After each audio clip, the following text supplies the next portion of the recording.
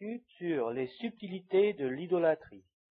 Déjà dans le cours de l'étude aux Corinthiens, la première aux Corinthiens, nous avons déjà vu des aperçus touchant l'idolâtrie. Mais il est bon que nous ayons tout de même au moins 2 ou 3 études consacrées à ce sujet-là en particulier. Il est beaucoup plus important qu'on ne le pense généralement. Je vous dirai d'abord, parce qu'il faut bien entendu le savoir, que l'homme a un besoin qu'on pourrait appeler naturel de religion. On emploie ce mot, si vous voulez, de religion. On a dit quelquefois, n'est-ce pas, que l'homme était un animal religieux. C'est un auteur qui a dit cela. Je ne sais pas si c'est pas Voltaire. Que l'homme était un animal religieux. Mais disons, d'une façon plus courtoise pour lui tout de même, qu'il a un besoin de religion. Il faut, en somme, que si l'homme n'est pas dans l'adoration du vrai Dieu, parce que l'adoration est une chose normale, naturelle, non pas une chose surajoutée, une chose greffée sur les aspirations de l'homme, non. C'est une chose naturelle, c'est ça la chose naturelle. Et si l'homme n'adore pas le vrai Dieu, il faut qu'il adore quelque chose d'autre. Nous allons le voir dans un passage bien connu de la Bible, mais c'est une chose d'expérience et une chose que toute la Bible même nous montre dans cette longue histoire qu'elle nous rapporte des patriarches et du peuple d'Israël. S'il n'adore pas le vrai Dieu, il va adorer autre chose, et ce sera une déviation de la nature humaine, déviation venue de la chute de l'homme. À la chute, n'est-ce pas, dans le jardin d'Éden, l'homme a été déformé. Je l'ai déjà dit, mais ça, c'est très important de le savoir, ce mot hébreu qui signifie péché, mais qui signale une déformation de la nature humaine. L'homme avait été fait pour vivre en intimité d'esprit avec Dieu, une intimité étroite de chaque seconde. Et quand on dit seconde, c'est pour dire la fraction de temps la plus petite, n'est-ce pas? Ça veut dire sans interruption. Donc, l'homme a été fait pour vivre en intimité d'esprit avec Dieu. Nous l'avons vu dans notre étude sur le Seigneur Jésus-Christ, la personne du Seigneur Jésus-Christ l'an dernier, et c'est ainsi que j'ai pu surtout expliquer comment Jésus-Christ peut être, lui, cette union de 2 natures, la nature divine et la nature humaine, qui sont étroitement unies. Pourquoi cela a-t-il pu se faire? Pourquoi l'incarnation a-t-elle pu se réaliser? Elle n'est pas quelque chose qui, si vous voulez, s'improvise absolument, mais la nature divine est venue dans un homme. Évidemment, elle ne pouvait pas venir dans l'homme naturel, mais elle est venue dans une chair semblable à celle de l'homme naturel, mais une chair qui était juste, sans péché. Ça, vous savez comment Jésus est né, et la divinité est venue là. Mais elle est venue, en somme, à sa place. Elle est venue dans cette créature, et qui était faite pour elle. Elle était dans le premier Adam, la présence divine. L'homme est fait pour être, si je puis dire, le réceptacle, l'habitation, une habitation de Dieu en esprit. Alors ça, c'est fondamental, absolument fondamental. Et c'est de ça, de la déviation de cela, lorsque ce besoin naturel d'une union avec Dieu est rompu, puisqu'il y a eu, du fait de la chute, une séparation. C'est votre péché qui établit une séparation avec Dieu, n'est-ce pas? Donc, séparation, coupure de cette relation. Alors, l'homme se trouve avec cette ancienne aspiration, parce que c'était sa nature, cette aspiration à une union avec Dieu, et puis il ne peut plus la satisfaire, alors il va vers d'autres objets, les idoles. D'où cette propension de l'humanité qui est effrayante à l'idolâtrie. C'est une propension donc qui est attachée à la nature de l'homme pécheur.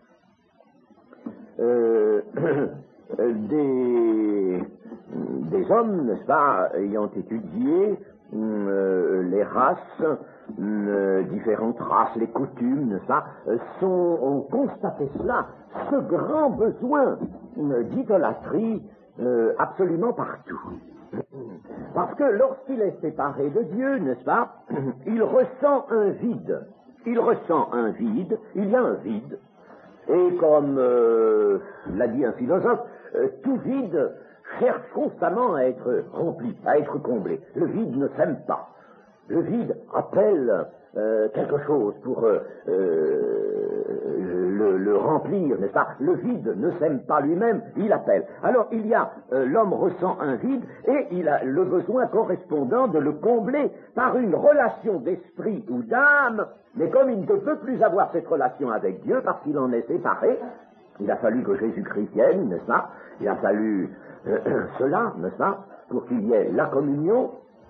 Comme il ne peut plus la combler, alors les objets de cette adoration, n'est-ce pas, vont ailleurs. Il les cherche ailleurs, il les cherche dans son cadre, il les cherche partout. Aujourd'hui, que peuvent être ces objets d'adoration? Eh bien, d'abord la science. Et je l'ai déjà dit, ce n'est pas nous qui le disons, puisque c'est Jean Rostand qui le proclame hautement dans un de ses livres et qui le déplore. La science est devenue une idole. Ça peut être l'homme lui-même, n'est-ce pas, l'homme impersonnel, le génie de l'homme, l'idéal politique, un idéal politique, et en général un idéal aspirant à la liberté, idéal politique, le triomphe même de choses qui paraissent nobles, le triomphe de certains principes de droit dans la société. Je connais par exemple un homme qui était docteur en droit, qui a occupé une haute fonction dans un ministère et qui est un homme très sympathique, très philanthrope, n'est-ce pas? Et il a consacré sa vie à l'étude d'un système d'imposition. Mais ça lui semblait être vraiment la délivrance de toutes les contraintes. Ça lui semblait être l'idéal, le grand idéal, n'est-ce pas? Un système d'impôt. Il a consacré, il est mort avec ça, n'est-ce pas? Il a travaillé ça tout le temps. Il est mort avec ça. Eh bien, c'était une véritable idolâtrie. On ne pouvait pas avoir de conversation avec lui sans qu'il vienne immédiatement sur ce thème-là. Certains principes donc de droit dans la société, de libération. Chaque homme donc a sa religion d'une façon ou de l'autre, il a son culte intérieur. Tout homme a un culte intérieur. Un athée ne veut pas du Dieu vivant, du Dieu révélé, mais il en a d'autres. Il en a d'autres, n'est-ce pas? Et il a son culte intérieur. Chacun déifie donc quelque chose ou quelqu'un, ou quelquefois se déifie lui-même. Il y a certaines, par exemple, certaines vedettes, certains sportifs, certains grands hommes qui se déifient eux-mêmes. Quand on dit grands hommes, c'est selon le monde, bien entendu, n'est-ce pas? Et alors, où peut-on voir vraiment ce que je viens de dire?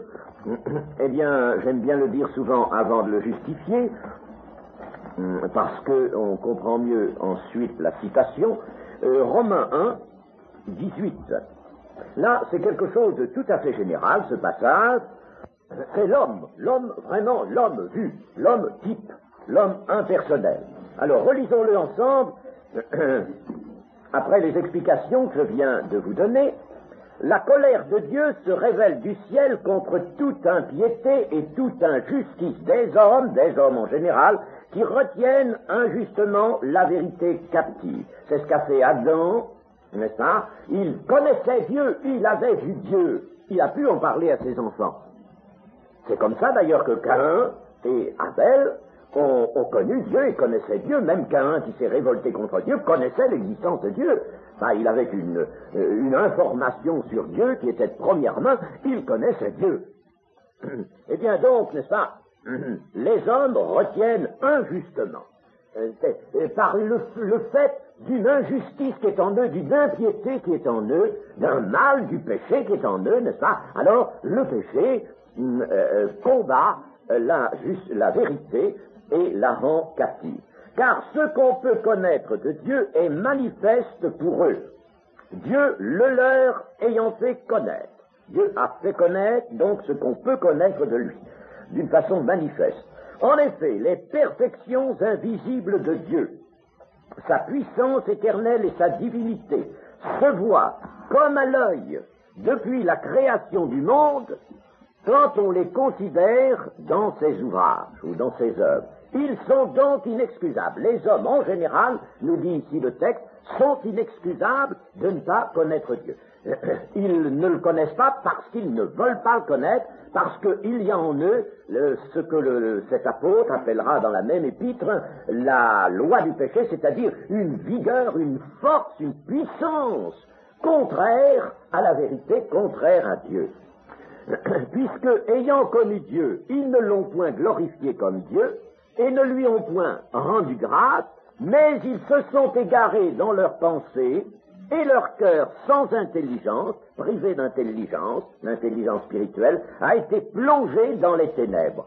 Se vantant d'être sages, ils sont devenus fous, et ils ont changé la gloire du Dieu incorruptible en image, représentant l'homme corruptible, des oiseaux, des quadrupèdes, des reptiles. Nous sommes en pleine idolâtrie, vous voyez. Donc, n'est-ce pas, pour ne pas avoir voulu connaître Dieu, ils sont tombés, ils ont versé dans l'idolâtrie, sous une forme ou une autre. Que ce soit l'homme, que ce soit des quadrupèdes, des images, n'importe quoi, n'est-ce pas.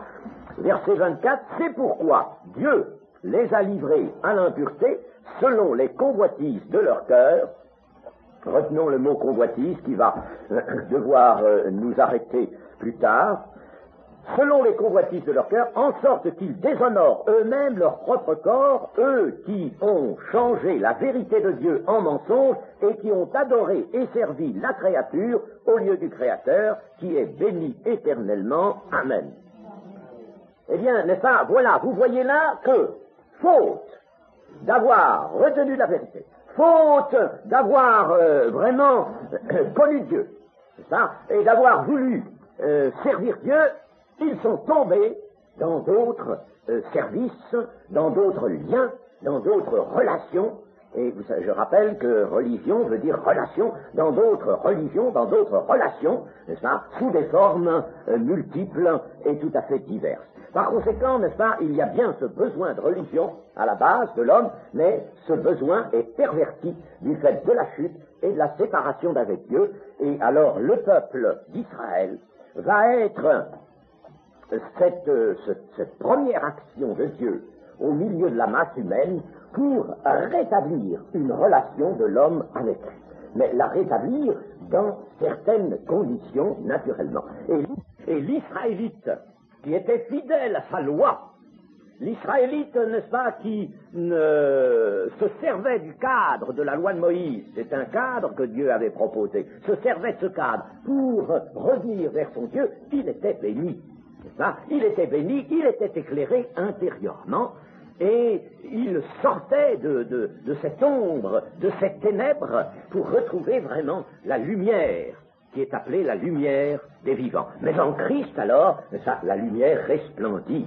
Et c'est dans cette lumière que nous sommes appelés à vivre.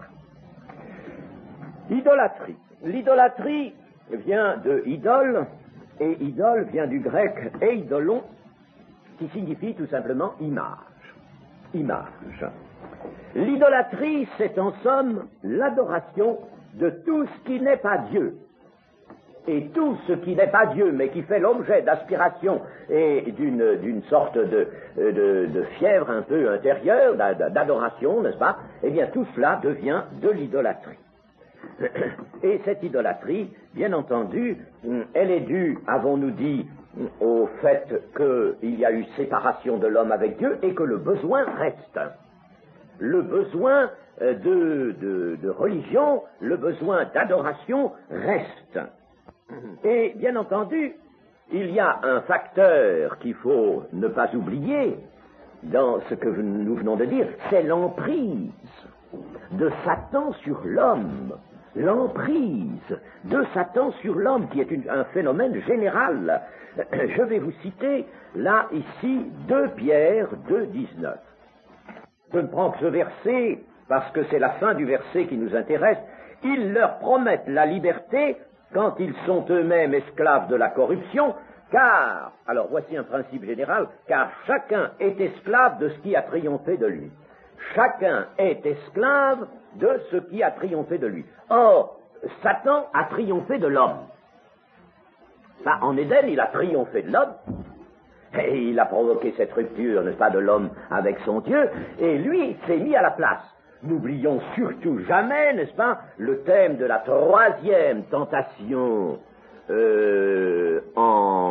dans le désert, au début du ministère du Seigneur Jésus-Christ. Quelle est cette tentation?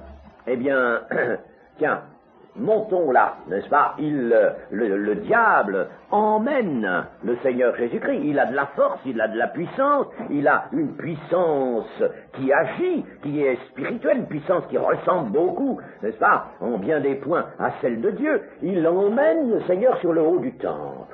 Et là, il peut même lui découvrir une grande vue. Et il l'a fait.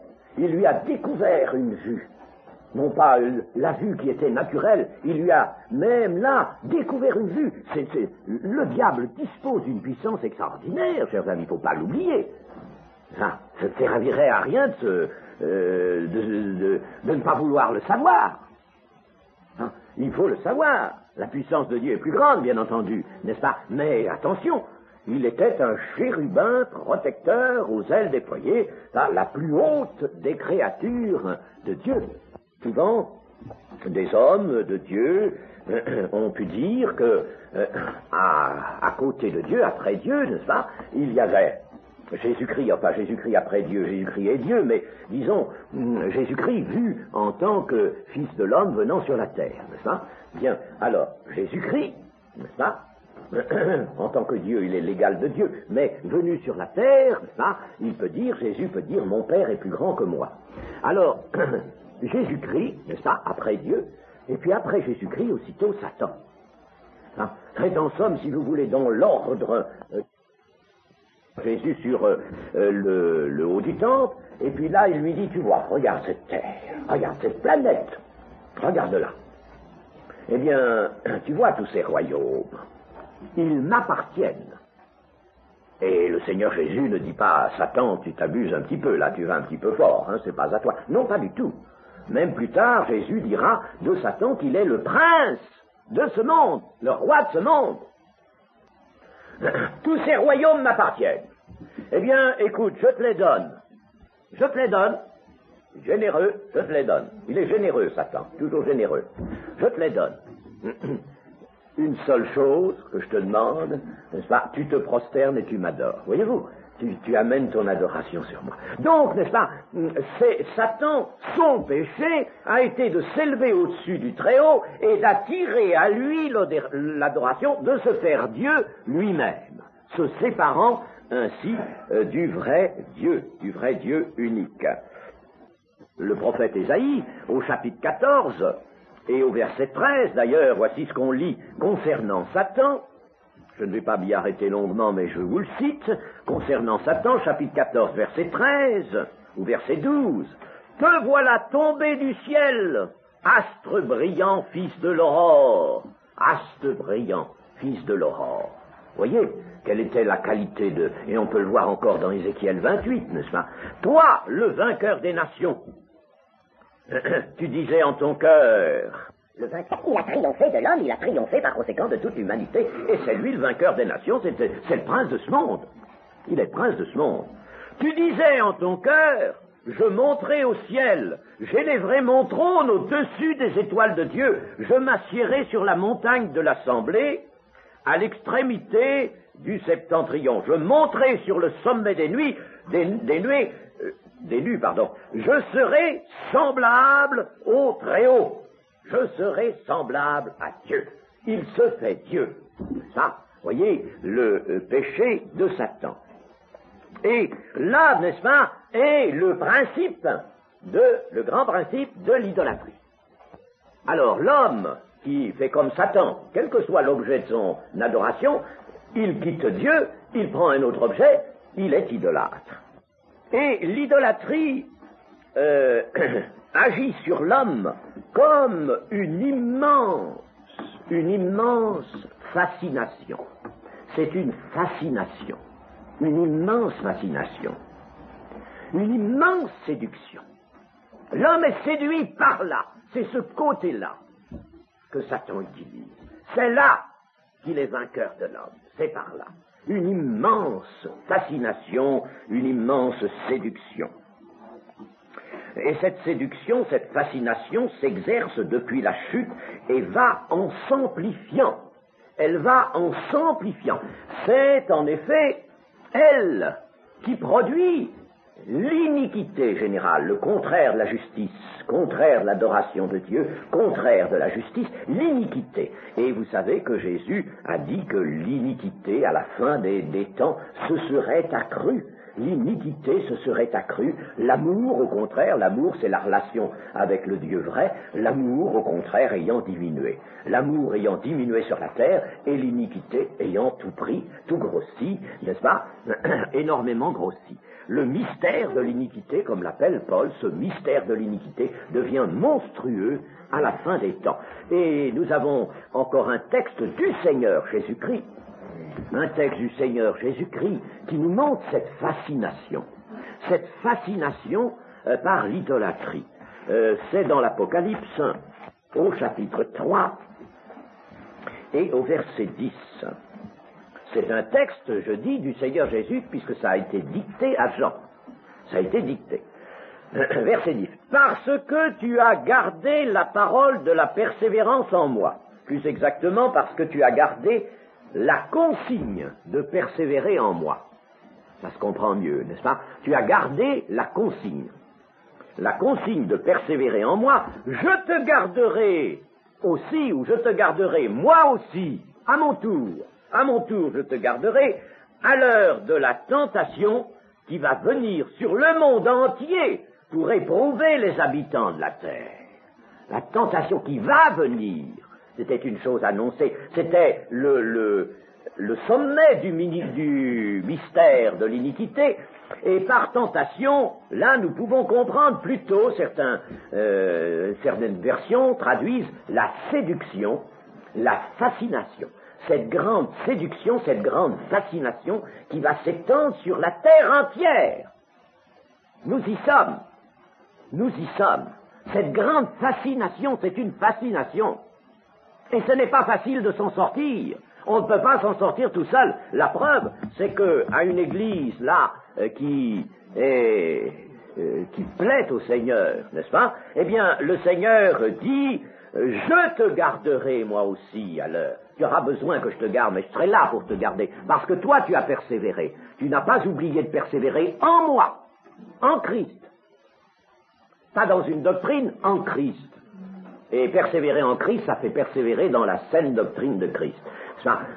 Tu as persévéré en moi, alors moi aussi je vais te garder. J'interviendrai au moment voulu. Tu peux compter sur cela, n'est-ce pas? Tu peux être assuré que j'interviendrai parce que tu as persévéré en moi. Vous voyez par conséquent, n'est-ce pas, je le souligne en passant, quelle est notre grande consigne? Comment nous pouvons tenir de persévérer en Christ et de ne pas nous laisser séduire par quoi que ce soit qui s'exerce sur nous, sur l'Église, sur les temps, de toute manière, n'est-ce pas? Persévérer en Christ. Nous fermons, et nous ne pouvons pas fermer la porte du salut, la porte du royaume de Dieu à qui que ce soit. Nous convions au contraire de tous nos vœux, nous convions tous ceux, n'est-ce pas, tous nos semblables, au salut, en Christ.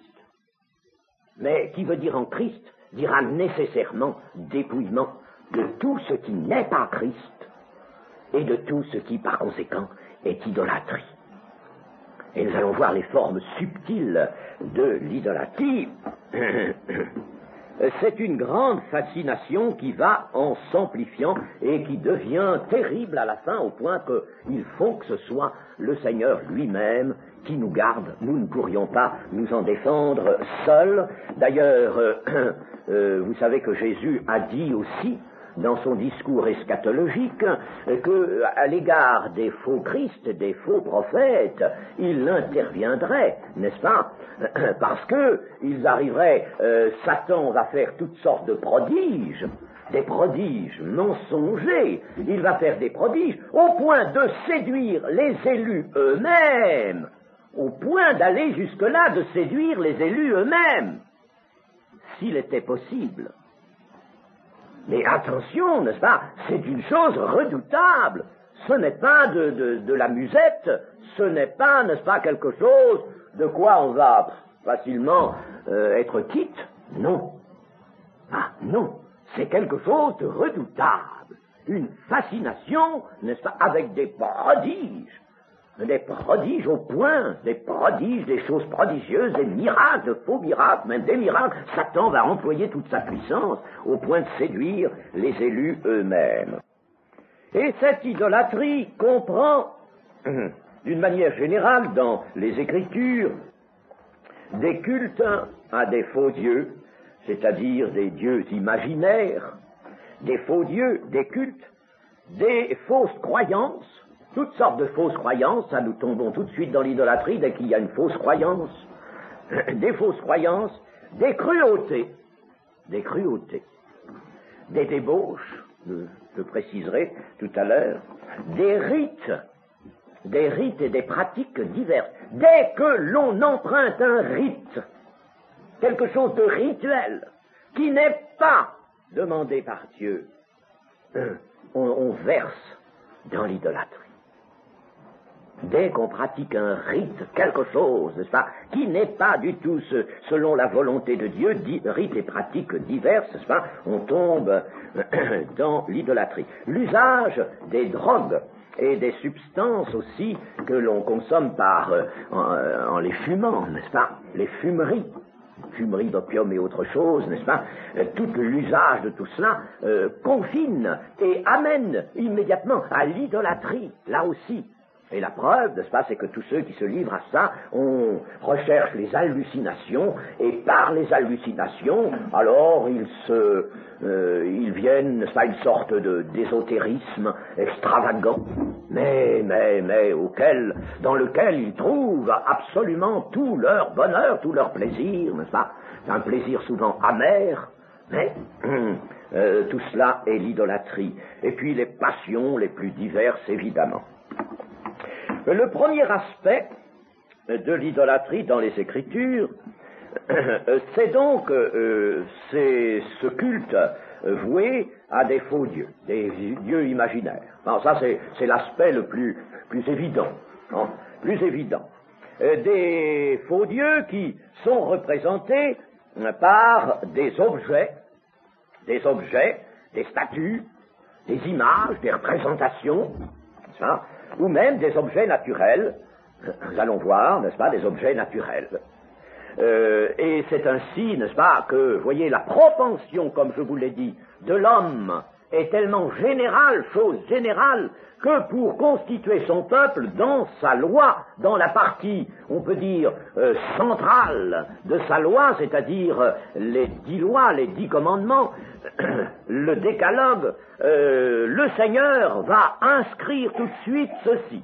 Alors Dieu prononça toutes ces paroles en disant: Je suis l'Éternel ton Dieu, qui t'ai fait sortir du pays d'Égypte, de la maison de servitude. Tu n'auras pas d'autre Dieu devant ma face. Voyez, n'est-ce pas, cette alliance avec le peuple, déjà, elle prend ça comme première et grande clause. Tu ne te feras point d'image taillée, ni de représentation quelconque des choses qui sont en haut dans les cieux, qui sont en bas sur la terre, et qui sont dans les eaux plus bas que la terre. Tu ne te prosterneras point devant elles, et tu ne les serviras point, car moi, l'Éternel, ton Dieu, je suis un Dieu jaloux, exclusif. Je suis un Dieu exclusif, et il ne peut pas être autrement, qui punit l'iniquité des pères sur les enfants jusqu'à la 3e et à la 4e génération de ceux qui me haïssent, et qui fait miséricorde jusqu'en 1000 générations à ceux qui m'aiment et qui gardent mes commandements. Donc, vous voyez, n'est-ce pas, et puis même après cet autre commandement, tu ne prendras point le nom de l'Éternel ton Dieu en vain. Quand tu prends le nom de l'Éternel ton Dieu, il faut que ce soit vraiment lui que tu regardes, à qui tu t'adresses, lui que tu adores. Mais attention, n'est-ce pas, de ne pas le prendre en vain pour quelque chose qui ne serait pas vraiment lui. Et quand on parle, n'est-ce pas, du bon Dieu dans des termes divers et avec des pensées diverses, dans des notions, des acceptions diverses, ce n'est pas le vrai Dieu. On prend le nom du vrai Dieu, mais ce n'est pas lui que l'on désigne parce qu'il n'est pas ce qu'on pense et ce qu'on dit en de telles conceptions. La Bible mentionne dans l'Ancien Testament essentiellement des images de fonte, des images taillées, des images taillées en bois, n'est-ce pas? Et puis les dieux domestiques qu'il y avait du temps des patriarches déjà, qui s'appellent les téraphim. C'était des petits dieux, comme on disait, n'est-ce pas? Parce qu'on peut les mettre dans un bagage. C'était les téraphim, les faux dieux. Et ils sont dénoncés dans la Bible comme chose pernicieuse. Il a fallu que Jacob arrive à comprendre qu'il ne pouvait plus tolérer ça dans sa propre famille. Et c'est à partir de ce moment-là où il a eu compris, il a ordonné de brûler ces téraphim que l'Éternel a pu pleinement se révéler à lui, pour continuer avec lui. Il y a des objets naturels aussi, tels que le soleil, la lune, les astres. Alors il y a des cultes au soleil. Dans le Deutéronome, Moïse les dénonce, le culte au soleil, le culte à la lune, le culte aux étoiles, le culte à des fontaines, des sources jaillissantes, le culte à des arbres, certains arbres, regardés comme des dieux protecteurs, et le culte au feu. À ce sujet, d'ailleurs, je voudrais vous lire ce que dit le dictionnaire Quillet en 6 volumes, au sujet du feu et du culte au feu. Le culte du feu suivit de près celui qu'on rendit au soleil. Comme le feu passait pour le plus noble des éléments, et qu'il était une vive image du soleil, les anciens s'accordèrent pour l'adorer. La Perse est le pays où le feu reçut le culte le plus solennel. Les Persans croyaient que Zoroastre avait apporté du feu du ciel. On n'y jetait rien de gras. On n'y jetait rien de gras et d'impur. On n'osait même pas le regarder fixement. On n'osait même pas regarder le feu fixement. Les Grecs et les Romains adoptèrent aussi le culte du feu, et vous comprenez si Israël, entre la Perse, les Grecs et les Romains, n'est-ce pas, fut également, lui, sollicité par ce culte du feu. Il y a eu donc le feu sacré de Vesta, qui était foyer domestique, le feu du foyer domestique, et chez ces derniers peuples, Prométhée passait pour avoir apporté le feu du ciel et en avoir appris l'usage aux hommes. Le culte du feu subsista encore longtemps chez les Guèbres ou Parsis et chez quelques peuplades de la Virginie ainsi que chez les Tartares. D'autre part, à une époque alors plus moderne, il y a les feux de joie que l'on allumait dans l'Antiquité, au solstice d'été, et qui ont été tout bonnement repris par un certain christianisme qui les a adoptés et les a pratiqués surtout à la fête de Saint-Jean. Saint-Jean, le 24 juin. C'est ainsi que l'on dit, n'est-ce pas, les feux de la Saint-Jean. Les jeunes gens, à cette fête, ont continué, comme au temps des Grecs et des Romains, de sauter au-dessus du brasier en faisant des vœux, de danser autour du brasier, n'est-ce pas, et de se réjouir de différentes manières autour du brasier. Là, on faisait des vœux, et tout cela était branché sur le culte du feu de l'Antiquité, n'est-ce pas? Alors, vous comprenez pourquoi je n'ai pas voulu ici qu'à Père-Guillot, on fasse des feux de camp. Écoutez, qu'on en fasse partout où on voudra, mais pas ici. Là, je vous assure que je m'y suis opposé. On en a fait un la première année parce que j'avais pas eu le temps de réagir. On l'a fait un petit peu malgré moi, n'est-ce pas? J'y suis pas allé. Mais je n'en veux pas ici. Je vous assure qu'il y avait un feu de camp ici, moi je m'en vais tout de suite. Parce que qu'est-ce que vous voulez qu'on en fasse partout ailleurs? Je ne juge pas ceux qui en font, ça c'est leur affaire. C'est pas la mienne. C'est l'affaire du Seigneur, c'est pas la mienne. Mais ici, c'est mon affaire. Et je serai responsable devant Dieu. Et je ne veux pas que des jeunes, n'est-ce pas, soient là, autour du feu, même en chantant des cantiques. Évidemment, vous me direz, on chante des cantiques. On fait plus des vœux, on chante des cantiques. N'est-ce pas? Et puis on est là qu'on se réjouit autour. Mais c'est exactement le moyen, n'est-ce pas, de ce culte du feu, de ces feux de la Saint-Jean qui sont peut-être encore pratiqués, mais qui ont été pratiqués de bon temps dans ma jeunesse. J'ai vu des feux du Saint-Jean, n'est-ce pas, institués par le catholicisme, des feux du Saint-Jean. Et les scouts, eux, ont repris le culte du feu. Les scouts qui étaient d'origine, disons, païenne, n'est-ce pas, si vous voulez, il y a eu des scouts qui n'ont pas été, des mouvements de scouts qui n'ont pas été organisés par des formes du christianisme. Il y a eu évidemment les scouts protestants, les scouts catholiques, mais il y a eu aussi, n'est-ce pas, les scouts laïcs, si vous voulez, n'est-ce pas, les scouts laïcs. Eh bien, dans l'un ou l'autre, on a repris ces feux de camp qui sont pas autre chose que le culte du feu, n'est-ce pas, et l'on a même, je puis vous le dire, dans certains mouvements de scouts, introduit de véritables rites autour de ces feux de camp. Eh bien, qu'est-ce que vous voulez, on me trouvera peut-être rigoureux, peu m'importe, n'est-ce pas, mais moi, je ne peux pas accepter cela. Et je ne peux pas, n'est-ce pas, dire à des jeunes, vous faites bien, n'est-ce pas, quand le Seigneur pourrait me dire dans mon cœur, ce n'est pas bien. Non, il ne faut absolument pactiser avec rien qui provient ou qui proviennent de l'idolâtrie. Il y a bien un jour, n'est-ce pas, dans une propriété où il y avait des chrétiens, une propriété chrétienne, il y avait quelqu'un qui avait amené une statue aussi. On dit, mais c'est pas pour l'adorer, non, elle est jolie cette statue, eh bien, n'est-ce pas, on va la mettre là à l'entrée de la propriété, n'est-ce pas. On peut faire toutes sortes de choses, évidemment, n'est-ce pas. On peut jouer d'une façon qui est provocante avec son Dieu, avec la parole de Dieu. Mais moi, je ne le ferai pas. Ça, je ne peux pas le faire. Il y a aussi, n'oubliez pas, le mauvais esprit. Le mauvais esprit, l'esprit du démon, l'esprit démoniaque, qui jetait certains possédés dans le feu. Ça, nous le trouvons dans l'Évangile. Jetait dans le feu. Et pourquoi jetait-il dans le feu, n'est-ce pas? Eh bien, c'est que le feu, c'était un élément à Satan. Vous me direz, bien, il y a le feu du ciel. Oui, le feu du ciel. Le feu du ciel, bien sûr. Ah oui, mais rappelez-vous aussi, n'est-ce pas, les deux fils d'Aaron, qui ont été consumés pour avoir apporté sur l'autel un feu étranger. Ils ont été consumés.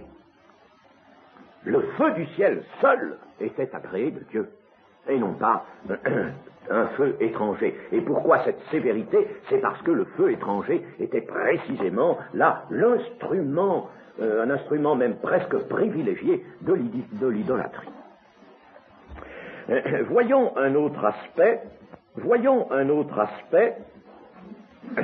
Ce sont certains cultes qui, bien que prétendus, rendus à l'Éternel, sont des cultes idolâtres. On les adresse à l'Éternel, et c'est l'idolâtrie. Et vous pensez si le Seigneur s'y laisse prendre, n'est-ce pas? Vous avez par exemple le veau d'or au désert, alors que Moïse était depuis 40 jours sur la montagne en présence de Dieu. Le peuple en bas se lassait, s'impatientait. Ce Moïse, on ne sait pas ce qu'il est devenu, n'est-ce pas? Alors ils ont dit à Aaron, fais-nous un veau d'or. Ils ont apporté de l'or, ils ont fait un veau d'or. Et devant le veau d'or, qu'est-ce qu'ils ont dit? Ils l'ont appelé le Dieu d'Israël qui nous a fait sortir d'Égypte. Ils ont eu le front d'appeler ce veau d'or le Dieu d'Israël. Et vous savez ce que voulait faire Dieu? Les détruire entièrement. Il y a eu aussi dans les juges la mère de Micah. La mère de Micah qui consacre 1100 cycles d'argent à l'Éternel. C'est bien, n'est-ce pas? Consacrer 1100 cycles d'argent à l'Éternel. Bien. Mais elle avait son idée, elle voulait qu'on fasse avec cet argent une statue en fonte. Alors, c'est un culte nommément voué à l'Éternel, mais par des voies que l'Éternel abhorre, réprouve et ne veut pas. C'est un culte donc idolâtre, tout en étant le culte prétendu voué à l'Éternel. Et il y a aussi le fameux serpent d'airain. Le serpent d'airain que Moïse avait, parce que Dieu le lui avait ordonné, avait fait couler et placé au bout d'une perche lorsqu'il y avait des morsures de serpents brûlants dans le désert. Le peuple avait été lui-même infidèle dans le désert et était apparu un fléau sous forme de serpent brûlant. Et beaucoup d'Israélites étaient mordus et la morsure était mortelle. Alors Moïse implore l'Éternel, et l'Éternel lui dit, eh bien fais un serpent d'airain et mets-le au bout d'une perche, quiconque le regardera sera sauvé de la mort, enfin, quiconque aura été mordu par les serpents et regardera sera sauvé de la mort. Vous savez quelle leçon on en tire, n'est-ce pas? Elle est belle, elle est magnifique, n'est-ce pas? Le regard porté sur le serpent d'airain, ce n'est pas une œuvre, c'est un regard de foi, un regard d'appropriation de la grâce de Dieu. Eh bien, ce serpent, il était resté en la possession du peuple, et on le retrouve longtemps après, du temps d'Ézéchias, on retrouve encore ce serpent, il était toujours là, on l'avait gardé naturellement, n'est-ce pas, comme une relique, ce serpent d'airain, n'est-ce pas, et puis alors on l'avait affublé d'un nom, Néhushtan. Et alors on le plaçait là, on faisait brûler des parfums autour du serpent d'airain, n'est-ce pas, on avait fait une idole, tout simplement. Et on peut travestir en idole des choses que l'Éternel nous a données. Des choses que l'Éternel nous a données. Vraiment données, n'est-ce pas, comme ce serpent d'airain, il avait bien été donné par l'Éternel. On peut le travestir en idole. Et nous avons à notre époque des exemples dans le catholicisme autant que vous en voulez. Le père Chiniki, qui a été pendant la moitié de sa vie prêtre romain et pendant l'autre moitié pasteur luthérien au Canada, n'est-ce pas, et qui dans un livre assez volumineux nous raconte sa vie. C'est intéressant à lire, c'est des lectures qu'on ne fait plus ça aujourd'hui, le père Chiniki. Et c'était un homme pourtant, n'est-ce pas, de haute foi et de grand dévouement. Je crois que son livre s'appelle « Mes combats ». Ce n'est pas les mêmes que Hitler. Enfin, Hitler, il montre que la messe est une idolâtrie. Et pourtant, la messe repose sur la scène que le Seigneur nous a donnée. La scène, le Seigneur nous l'a authentiquement donnée. C'est bien ça, n'est-ce pas? Le Seigneur nous l'a donnée. Mais à condition de la laisser dans sa pensée, dans sa signification, dans son esprit, à condition qu'elle soit pratiquée par des gens dont le cœur est tout dévoué à l'Éternel, n'est-ce pas? Dans la droiture, dans la simplicité, dans l'adoration en esprit et en vérité, et que ce ne soit pas devenu un rite affreux, entouré, n'est-ce pas, d'une prétention extravagante. Prétention d'ailleurs, la transsubstantiation, le pain et le vin qui se changent en corps et en sang du Seigneur. Cela n'est venu qu'au IXe siècle, mes amis. Il a fallu attendre le IXe siècle pour qu'un pareil dogme de la transsubstantiation apparut. Et je crois qu'il n'a été adopté d'ailleurs vraiment qu'au XIe siècle. Enfin, alors, là, n'est-ce pas, voilà quelque chose qui a été donné par Dieu et qui s'est mué, transformé, parce que les cœurs des hommes se sont transformés et s'est transformé en une chose qui n'est pas autre chose qu'une idole. Et le père Chiniti, n'est-ce pas, explique vraiment les choses en homme qui a pratiqué la messe tant d'années, n'est-ce pas. Il dit, eh bien, l'hostie est pour le prêtre une véritable idole. Il l'appelle la galette, oui, la galette idole, je crois, quelque chose comme ça. Galette idole, ça. Et puis, je ne sais pas si c'est lui ou d'autres aussi qui racontent, je crois que c'est lui, cet événement extraordinaire qui s'était produit un jour. Un prêtre aveugle avait été admis à dire sa messe assisté par un autre prêtre. Et puis alors il avait mis l'hostie, n'est-ce pas, dans le plat là, et il était descendu les quelques marches, il avait descendu les quelques marches de l'autel, l'avait laissé là. Et puis l'autre prêtre qui l'assistait, je ne sais pas, n'avait pas été lui-même suffisamment vigilant, il n'avait pas remplacé les yeux du prêtre aveugle, n'est-ce pas? Et puis, alors, il s'était trouvé que pendant que le prêtre aveugle faisait sa prière au bas des marches, c'était une vieille église, un vieux rétable, tout vermoulu, n'est-ce pas? Et puis, il y avait un rat qui était venu là, n'est-ce pas? Et puis, qui avait pris l'hostie, qui était parti avec. Alors, l'hostie était consacrée. Vous vous rendez compte, n'est-ce pas? Bon, c'est vous dire, n'est-ce pas, c'est vous dire, vraiment, n'est-ce pas, la stupidité d'un tel dogme, et combien, n'est-ce pas, un tel dogme est en dehors des réalités spirituelles. Alors aujourd'hui, on vous dira, ah mais attention, la transsubstantiation est abandonnée. Ah, moi je n'ai pas vu qu'elle soit abandonnée officiellement. Je n'ai rien vu d'officiel. Mais enfin, il paraît que beaucoup de prêtres maintenant n'y croient plus du tout. Hein, ils n'y croient plus.